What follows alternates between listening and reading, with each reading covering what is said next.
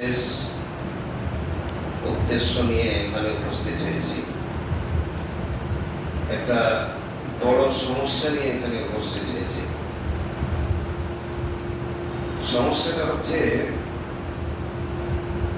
আমাদের সামনে যখন চুরি, ডাকাতি, ছিনতাই, রাজধানী, লুট, তারাজ এই শব্দগুলো ব্যবহার করা হয়, তো আমাদের সামনে একটা চিত্র ভেসে ওঠে যে কেউ কারো বাড়িতে আক্রমণ করেছে, টাকা পয়সা, সোনা দানা চুরি করা হয়েছে, লুট করা হয়েছে, ছিনতাই করা হয়েছে, বা রাস্তায় কোনো জায়গায় ছিনতাই করা হয়েছে, এইরকম একটা চিত্র ভেসে ওঠে। কিন্তু তার পাশাপাশি আরো একটা চুরি, আরো একটা ডাকাতি, আরো একটা ছিনতাই, একটা রাহাজানি, যেটা হয়তো সকলের ব্রেনে সবসময় আসে না বা তাড়াতাড়ি আসে না, একটু দেরিতে বুঝতে পারা যায়। নবী আকরাম সাল্লাল্লাহু আলাইহি ওয়াসাল্লামের ইন্তেকালের পরে থেকে বিভিন্ন রকমের ফিতনা মাথাচাড়া দেয়, আর দেখা যায় যে মানুষের সবচেয়ে মূল্যবান সম্পদ ঈমান লুট করার চেষ্টা করে, ঈমান চুরি করা, ঈমান ডাকাতি করা, ঈমান ছিনতাই করার চেষ্টা করে। টাকা পয়সা চুরি হয়ে গেলে টাকা পয়সা আবার ইনকাম করা যায়, অর্জন করা যায়, কিন্তু ঈমান চলে গেলে খুব তাড়াতাড়ি আর ঈমানের উপরে ফিরে আসা যায়। ইতিহাসে পাওয়া যায় যে কিছু লোক এসেছেন মুরতাদ হওয়ার পরে, ঈমান হারা হওয়ার পরেও ফিরে এসেছে কিছু লোক, কিন্তু ঈমান হারা হয়ে যাওয়ার পরে খুব সহজ বিষয় নয় যে একটা লোক নিজের ঈমান হারিয়ে দেওয়ার পরে আবার ফিরে আসবে, খুব কঠিন বিষয়। তো আজকে আমরা দেখছি একটা নতুন ফিতনা, আমাদের এই এলাকায় হয়তো নতুন, কিন্তু ভারতবর্ষে নতুন নয়। এই ফিতনার সূচনা প্রায় 2000 আগে থেকে হয়েছে। আমাকে যে বিষয়টা দেওয়া হয়েছে বা যে বিষয় নিয়ে আলোচনা করবো, বিষয়টা বলে দিলে একটু বুঝতে সুবিধা হবে।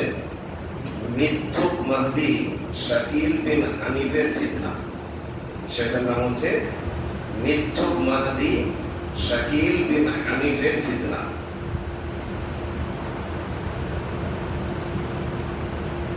শাকিল বিন হানিফ, যার নাম হচ্ছে শাকিল আহমদ খান, বাপের নাম হচ্ছে হানিফ খান, বাড়ি হচ্ছে বিহার রাজ্যের দারভাঙ্গা জেলার অন্তর্গত ওসমানপুর গ্রামে 1967 সালে এই শাকিলের জন্ম হয়।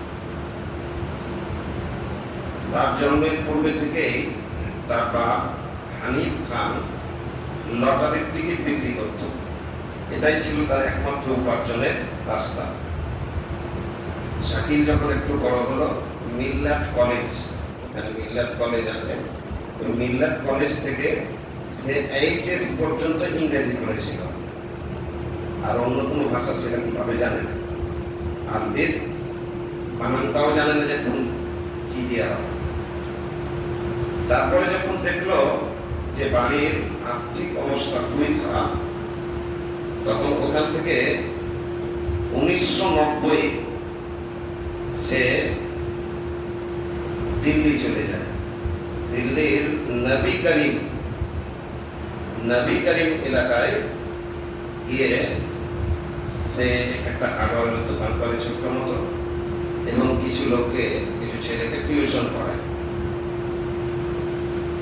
কিন্তু দেখে এতেও তার আর্থিক হাল ফিরে না।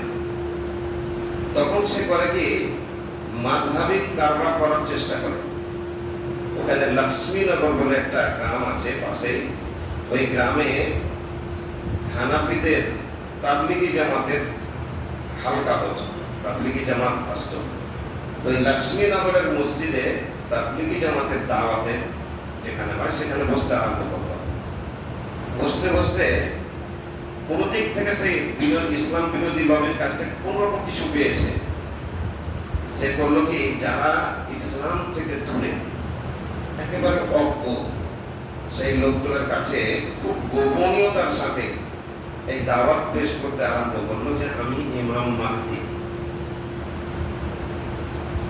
লোকেরা ওখানকার ওলামা ইকরামকে বলল, তখন ওলামা ইকরাম তাকে রামেশ বাগের 1 মিনার মসজিদে ডাকলো। ডেকে তাকে বললো, আচ্ছা ঠিক আছে, তুমি যদি ইমাম মাহদি তো দলিল পেশ করো। তো সে দলিল পেশ করতে পারলো না। আর দলিল যখন পেশ করতে পারলো না, তখন তাকে মারধর করা হলো এবং তাকে সে করলো কি, ভুল স্বীকার করলো, কান ধরে ওঠা বসা করলো। তারপরে তাকে বলা হলো যে কিছু যুবককে দায়িত্ব দেওয়া হলো যে একে দারভাঙ্গাগামী ট্রেনে বসিয়ে দাও। যে যুবকেরা দায়িত্ব পেয়েছিল তারা ওখানে গিয়ে দেখলো যে ট্রেন অনেক লেট, সুতরাং তারা প্ল্যাটফর্মে তাকে ছেড়ে চলে গেল। এই সুযোগের সদ্ব্যবহার করে ওখান থেকে ও ফিরে এসে ওই কিছু দূরে মাদানীনগর গ্রামে আত্মগোপন করলো। আবার ওই দাওয়াত দিতে শুরু করলো। খুব দূরে ছিল না। যখন ওখানকার আলেমেরা জানতে পারলেন, তখন ধরে তার মাথা নেড়া করে দিলেন, তাকে জুতা পিটা করলেন। আর জুতা পিটা করে তাকে তার ভাঙ্গাগাড়ি গামী ট্রেনে বসিয়ে দেওয়া হলো। সে ওখান থেকে দারভাঙ্গা গেল না, ট্রেন পরিবর্তন করে সে চলে গেল মহারাষ্ট্র। মহারাষ্ট্রের ঔরঙ্গাবাদ জেলার পাটেগাঁও গ্রাম, এলাকাটার নাম হচ্ছে পাটেগাঁও। ওখানে গিয়ে সে কিছু অনুগামী পেয়ে গেল। এদের অনুগামী কারা হবে জানেন? যারা যত মূর্খ, দিন থেকে যে যত দূরে, সে তত তাড়াতাড়ি ভ্রষ্টতাকে গ্রহণ করবে। তো কিছু লোক ওখানে পেয়ে গেল, তারা গ্রহণ করলো তাকে। আর ওই এলাকায় কিছু জায়গা খরিদ করে তার নামে করে দিয়ে বললো কি, অফিস, মসজিদ, তার অনুগামীদের অনুসারীদের কিছু বাড়ি তৈরি করলো। আমি যখন এই প্রবন্ধটা আব্দুল্লাহ সালাফির আবেদনে লিখি, ওনার পরামর্শে লিখি, তখন দেখেছিলাম যে 1 লক্ষের বেশি মানুষ নিজের ঈমান হারিয়ে ফেলেছে, তার হাতে বেয়াত করে নিয়েছে। আর 10,000-এর বেশি তখন তাদের জালে আটকা পড়েছিল। আজ থেকে 3-4 বছর আগেকার কথা বলছি। আর এই ফিতনা একদম দূর করে এগিয়ে যাচ্ছে, খুব তাড়াতাড়ি এগিয়ে যাচ্ছে।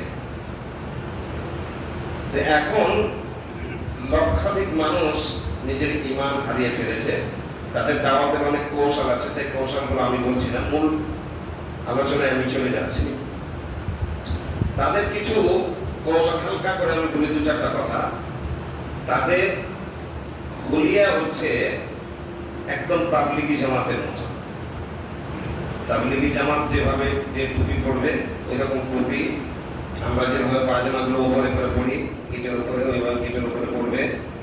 আর পাঞ্জাবি পায়জামাগুলো একবারে ওই হানাফিদের তাবলিগিদের মতো করে, কারণ শাকিল বিন হানিফ ছিল হানাফি তাবলিগি, ওইরকম হবে। আর প্রত্যেক কথায় ভালো লোকের বেশ ধারণ করে কথা, সুবহানাল্লাহ, আলহামদুলিল্লাহ, আল্লাহু আকবার, ইনশাআল্লাহ, মাশাআল্লাহ। যেমন আহলে হাদিসের যারা ভালো আলেম, যারা ভালো, তারা যেভাবে বলে ওইরকম বেশ ধারণ করেছে, যেন মানুষ ধরতে না পারে যে এরা চোর বা এরা ডাকাত, ঈমান ডাকাতি করবে, এটা নিয়ে বুঝতেই না পারে।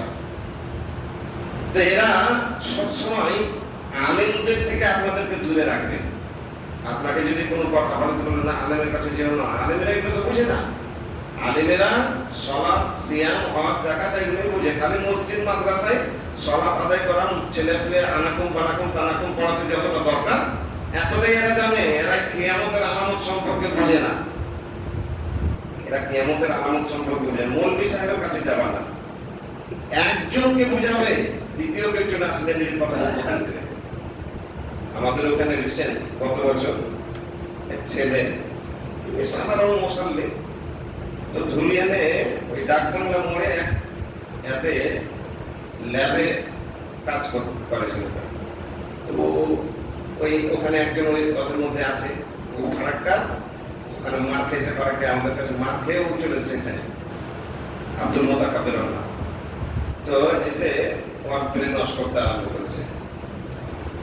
ওই ছেলেটা কিন্তু খুব চালাক, যার ব্রেন ওয়াশ করছে সে ছেলেটা ওর থেকে অনেক চালাক।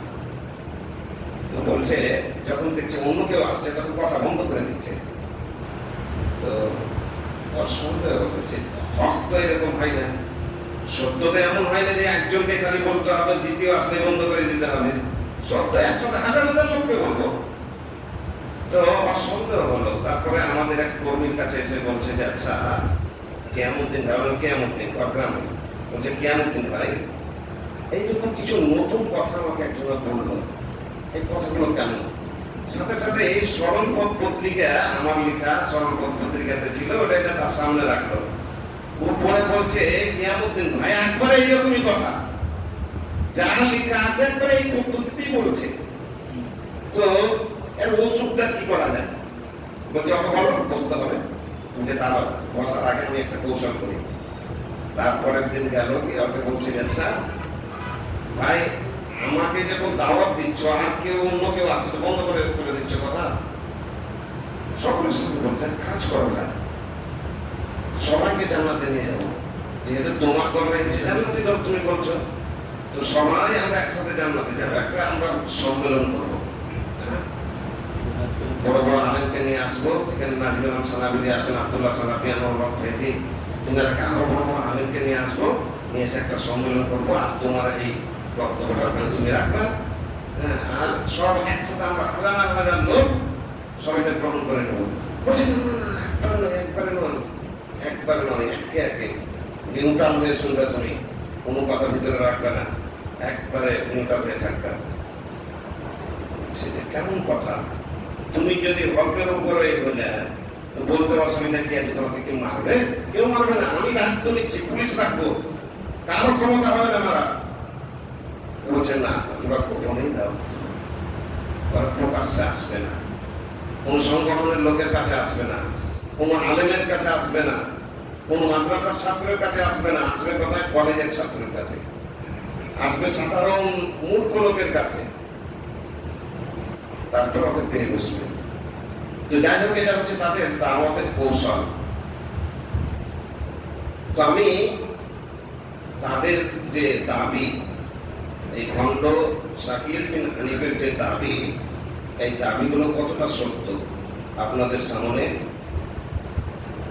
সহিহ হাদিস দ্বারা তুলে ধরবো। আপনারাই সত্যায়ন করবেন, সঠিক হলে বলবেন হ্যাঁ, বেঠিক হলে বলবেন না। প্রত্যেকটা হাদিসের তদন্তের সাথে একবারে সহিহ হাসান হাদিস ছাড়া অন্য কোনো জায়গায় হাদিসের কোনো টাকা যাই বলে বলবো এটা সহিহ হাদিস। আমি 4টা ভাগে এই বক্তব্যটাকে বিভক্ত করেছি। প্রথম ভাগ হচ্ছে তার প্রথম দাবি, সে হচ্ছে ইমাম মাহদি। মাহদি তো তারা বুঝে না, তারা মেহেদি বলছে, আসলে মেহেদি নয়, শব্দটা হচ্ছে কি মাহদি। মাহদি মানে হেদায়েত প্রাপ্ত, হেদায়েতি থেকে মাহদি, যাকে হেদায়েত দেওয়া হয়েছে, যে হেদায়েত পেয়ে গিয়েছে, এমন লোককে মাহদি বলা হয়। হাদিস আছে বিভিন্ন জায়গাতে, আমি বলবো আপনাদেরকে। তার প্রথম দাবি হচ্ছে যে ইমাম মাহদি। এখন আমরা ইমাম মাহদির পরিচয়টা জানবো, যে সত্যি কি ইমাম মাহদির সাথে আর কোনো মিল আছে না নেই। ইমাম মাহদির প্রথম পরিচয় নবী আকরাম সাল্লাল্লাহু আলাইহি সাল্লাম বলেছেন, আবু দাউদের 4282 নম্বর হাদিস। আর হাদিস সহিহ সবাই সূত্র সহিহ বলেছেন, কেউ তিরমিজির 2230। হাদিসটিতে আছে, লম্বা হাদিস, হাদিসটিতে আছে আল্লাহ নবী সাল্লাল্লাহু আলাইহি ওয়াসাল্লাম বলেন, লা তাযহাবু দুনিয়া হাত্তা ইয়ামলিকাল আরাবা রাজুলুন মিন আহলি বাইতি।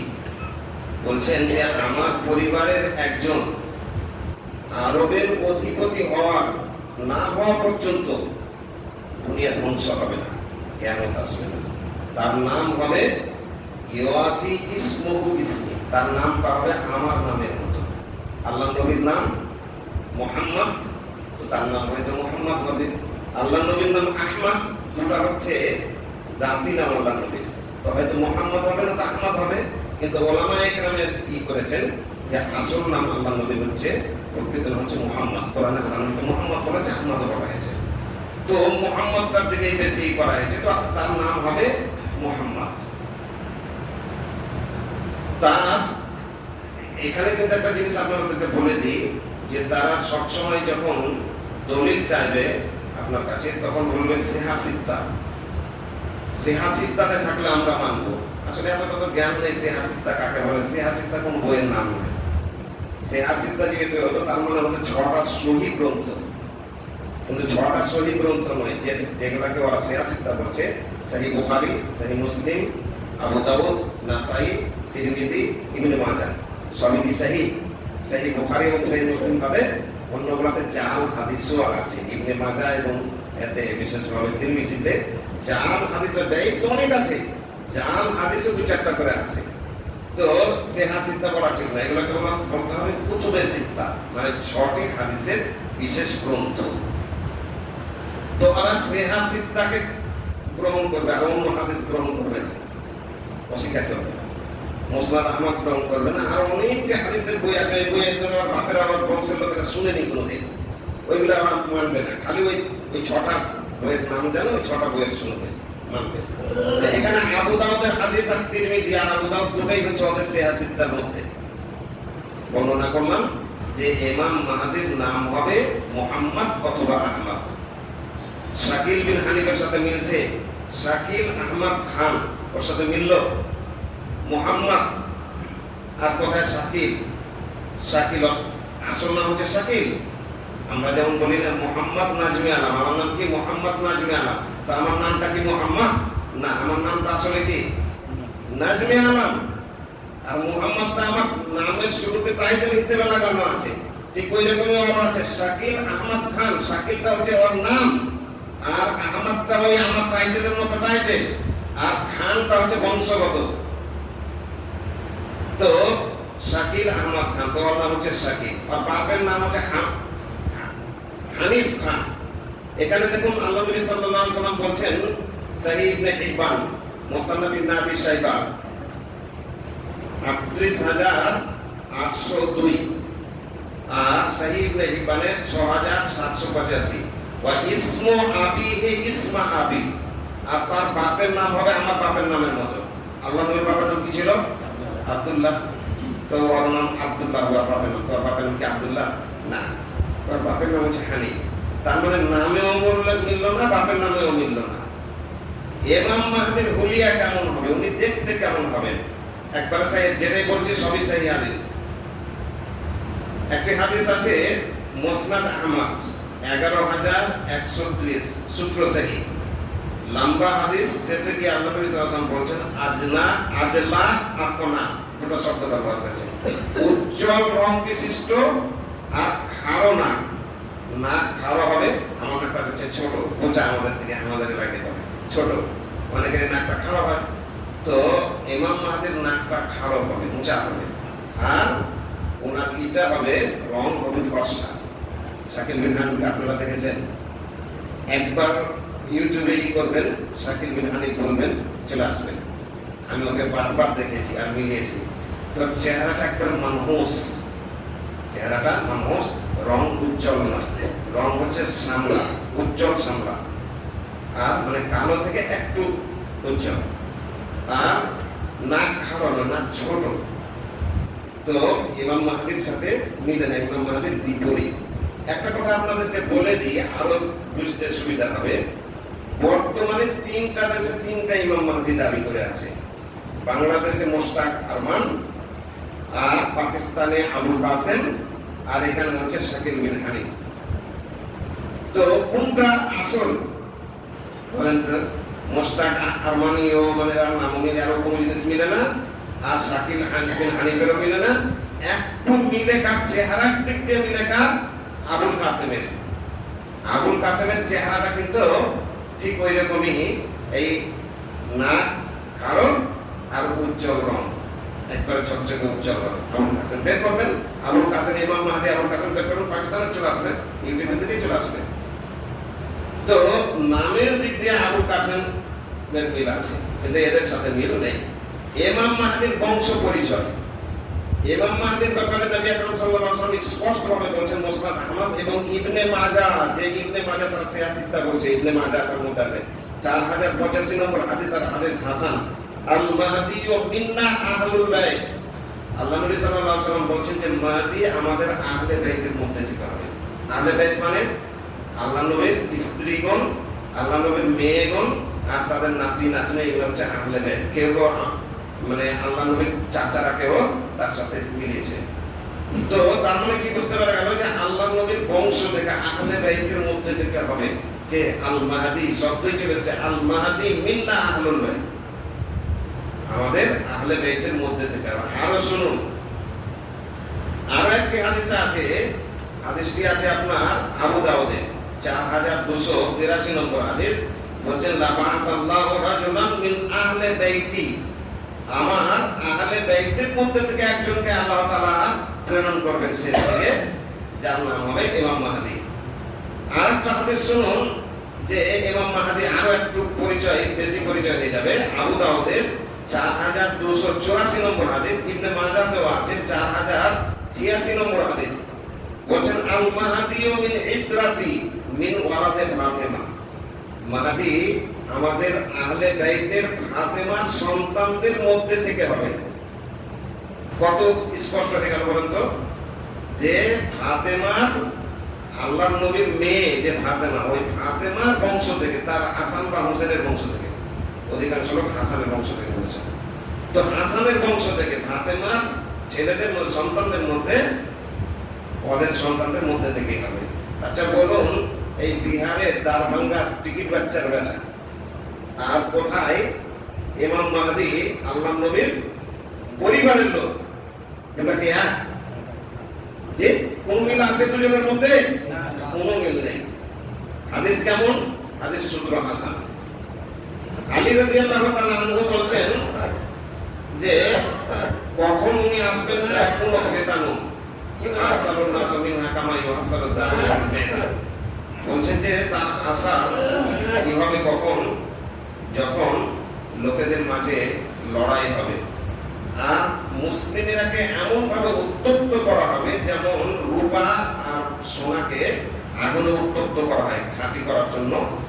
কাঁচা সোনাকে যখন পাকা করা হয় বা তৈরি করা সোনাকে যখন পাকা করা হয় তখন কিভাবে উত্তপ্ত করা হয়, ওইভাবে উত্তপ্ত করা হবে।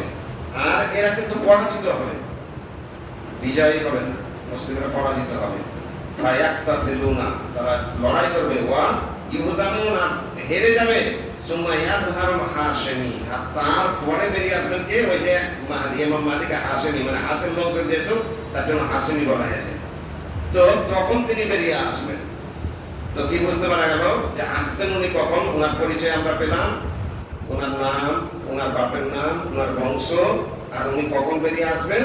যখন লোকেরা লড়াই করে পরাজিত হবে, আর সেই সময় হাশিমি ইমাম মাহদি বেরিয়ে আসবেন। ইনি কোন নবী হবেন না, কোন রাসূল হবেন না, ইনি একজন নেক সালেহ ব্যক্তি, একজন খলিফা, শেষ খলিফা।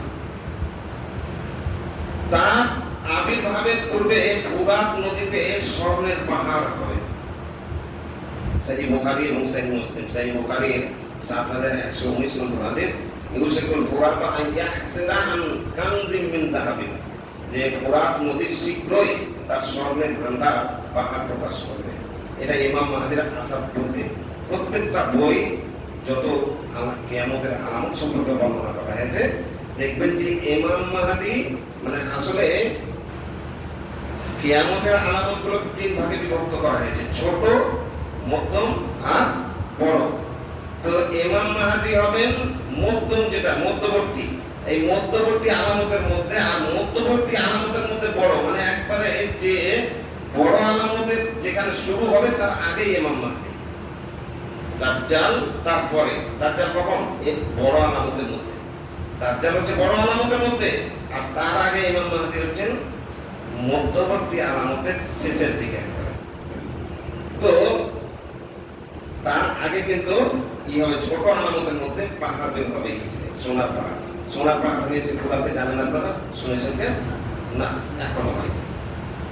সেই সোনার পাহাড় সংগ্রহ করতে লোকেরা যাবে, আর 99 জন মারা যাবে, একজন বাঁচবে। প্রত্যেকেই চাইবে যে আমি যেন বেঁচে থাকি আর আমি যেন এই পাহাড়টা মালিক হতে পারি। সেই মুসলিম হাদিস নাম্বার 2894। ইমাম মাহাদির হাতে বেয়াত শুরু হবে। নবী আকরাম সাল্লাল্লাহু আলাইহি ওয়াসাল্লাম বলেছেন যে বেয়াত, ইমাম মাহাদির হাতে বেয়াত শুরু হবে। কোথা থেকে? ইউবায়ু লিরাজুলিন মা বাইনা রুকনি ওয়াল মাকাম। কাবার যে মাকামে ইব্রাহিম আছে আর রুকন, এমানি রুকন, তার মধ্যবর্তী যে খালি জায়গা আছে ওখানে শুরু হবে। আর এই শাকিল বিন হানিফের কথা থেকে শুরু হয়েছে, হয়তো দিল্লি থেকে, আমরা তো পড়ে গায়ে, ও তো আরব দেখেইনি। আর ইমাম মাহদি আপনাদের ভারতও দেখবে না। ইমাম মাহদি কোথাকার বাদশা হবেন? সৌদি আরবের বাদশা হবেন উনি, এখানকার নয়। এখানের সাথে ওনার সম্পর্কই নেই। দুনিয়ার অন্যান্য দেশে যাবেন কিনা এরকম বর্ণনা পাওয়া যায় না। উনি সৌদি আরবের অধিপতি হবেন, এই সম্পর্কে অনেক বর্ণনা আছে। সৌদি আরবের অধিপতি হবেন উনি। কাবার, মাকামে ইব্রাহিম আর কাবার মধ্যে ওই জায়গাখানে শুরু হবে ওনার সাথে বেয়াত। উনি দাবি করবেন না যে আমি ইমাম মেহেদী। ইমাম মাহদী নিজে দাবি করবেন না, লোকেরা চিনতে পারবে, লোকেরা চিহ্নিত করবে যে ইনি ইমাম মাহদী। তো কি বলছিলাম যে ইমাম মাহদী বেয়াত শুরু হবে সৌদি আরবে কাবা এবং রুকনের, মানে মাকাম ইব্রাহিম এবং রুকনের মধ্যে হবে। হাদিসটি মুসনাদ ইবনুল জাদ, আলী ইবনুল জাদ বলে একটা বই আছে 2821, আর মুসনাদ আহমদের 7910 সূত্র আছে। ইমাম মাহদীর উপর সুফিয়ানীদের আক্রমণ হবে যখন উনি বেরিয়ে আসবেন আর কাবাতে আশ্রয় গ্রহণ করবেন। সেই মুসলিমের একটি হাদিস হচ্ছে 2884 নম্বর হাদিস, যে সুফিয়ানি বলে একটা গোত্র ওখান থেকে শাম থেকে ওরা আসবে আক্রমণ করতে। আর বাইদা নামক জায়গায় যখন আসবে, যখন ওখানে বাইদা যখন হাত তাকানো বাইদা খুশে পাবে তখন ওখানে তাদেরকে মাটি সহ জমি সহ ধসিয়ে দেওয়া হবে। এরা হচ্ছে সুফিয়ানি, এদেরকে সুফিয়ানি বলা হবে। ইমাম মাহদীকে ফিতনা স্পর্শ করতে পারবে না। ফিতনা আসবে ওনার উপরে, কিন্তু কোন ফিতনা তাকে স্পর্শ করতে পারবে না। একদম সহি হাদিস আছে, as-সুনানুল কুবরা, as-সুনানুল ওয়ারিদা ফিল ফিতান, আর ইবনে আবি শাইবা 37620 নম্বর হাদিস, হাদিস হাসান, যে ইন্নী লা আরজু আল্লাহ তাযহাবা আইয়াম ওয়াল লায়ালি হাত্তা ইয়াবআস আল্লাহু মিন্না আহলাল বাইত। আল্লাহ নবী সাল্লাল্লাহু আলাইহি ওয়াসাল্লাম বলেন যে অতক্ষণ পর্যন্ত কিয়ামত কি হবে না, রাত দিন যদি শেষ হয়ে যায় তাও কিয়ামত ততক্ষণ হবে না যতক্ষণ পর্যন্ত আমার আহলে বাইত থেকে একজনকে আল্লাহ, এক যুবককে না পাঠাবেন, একবার তরতাজা যুবক, লাম তালবিসুল ফিতান, তাকে কোন ফিতনা স্পর্শ করতে পারবে না। তো এইরকম একজনকে যতক্ষণ পর্যন্ত আল্লাহ নবী না